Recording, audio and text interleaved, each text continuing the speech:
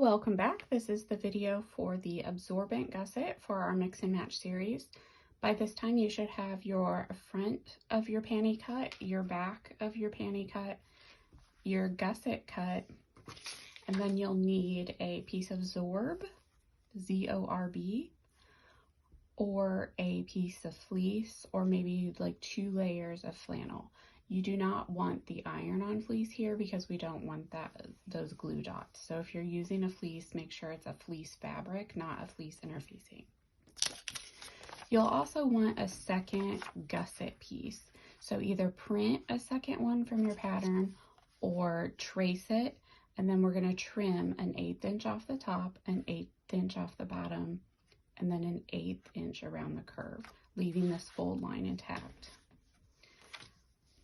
Then you're just going to fold your Zorb and you're going to cut with your new pattern piece a gusset out of your Zorb or absorbent material the same way that you cut your fabric gusset. And then we need to finish the top of the gusset. The pattern piece says front, so the piece that says front, or if you get it mixed up, it's the shorter end. And you just need to finish that. That is with a serger or an overlocker.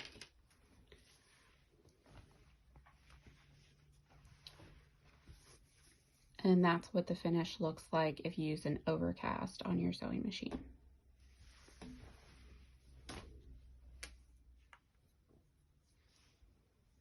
All right, we've got our Zorb piece cut and we have our gusset finished. And you can see how that just is smaller all the way around, and that's exactly what we want. You take your front and lay it right side up.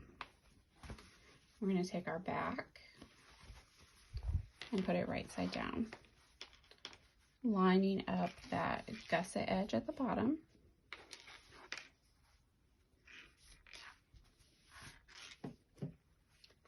We're going to take our fabric gusset with the finished edge and put it face down, so you'll see 2 wrong sides, and then you'll see your front right side. Line those up. We're going to stitch across here at a 3/8 of an inch. We're going to do that with a stretch stitch on our sewing machine. I don't recommend the serger here because we want to cut some of the seam out, and make sure you're getting that full 3/8. If you get too short, around 1/4 or so, when you go to flip your gusset, you're not going to line up properly. See how this comes together and creates a tab for us to sew? We want to make sure that we're sewing across that tab properly. All right, we've got that stitch across, and I just used my lightning bolt stretch stitch on my sewing machine. If you used a zigzag, that's fine. You just won't be able to trim as much. And I'm going to trim with pinking shears just to get a little bit more of the fabric out of the seam. And I'm just going pretty close right up next to that stitch.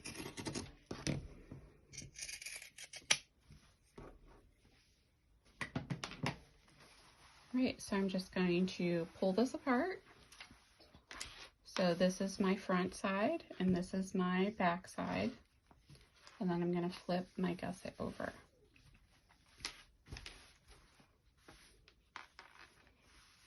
You can press this seam if you need to, and then this should line up, the curve should line up with your front panel.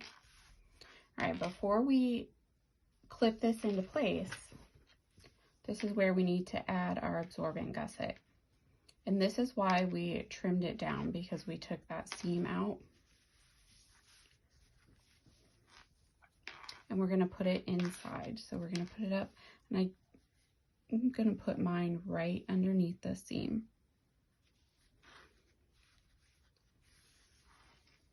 And just sort of center it. And then I'm going to pull my gusset back over it.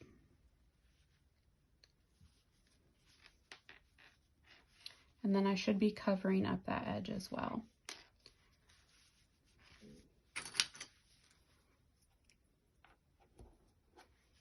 I'm just going to clip that into place.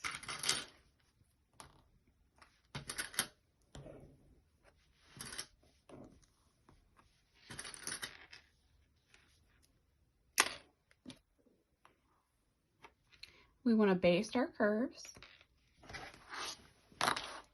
And then we want to top stitch our back seam and our front seam. So then our absorbent piece will be completely enclosed and our gusset will be attached.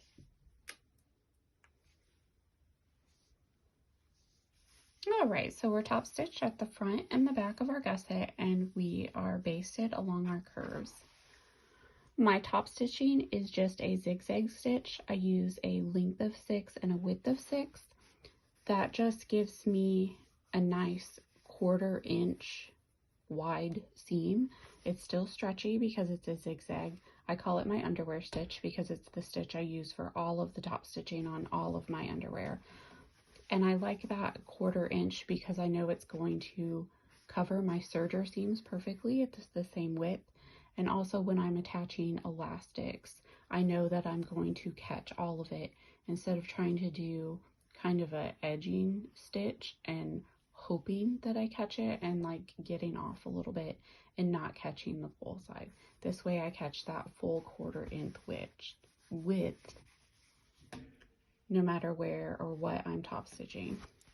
And then here's a look at the inside. So that's your back seam. And then you can see those basting stitches, and then your front fixed gusset finished and top stitched down. And then you have your absorbent layer in between. All right, so you're all ready for your leg video. So pick one out and I'll meet you over there.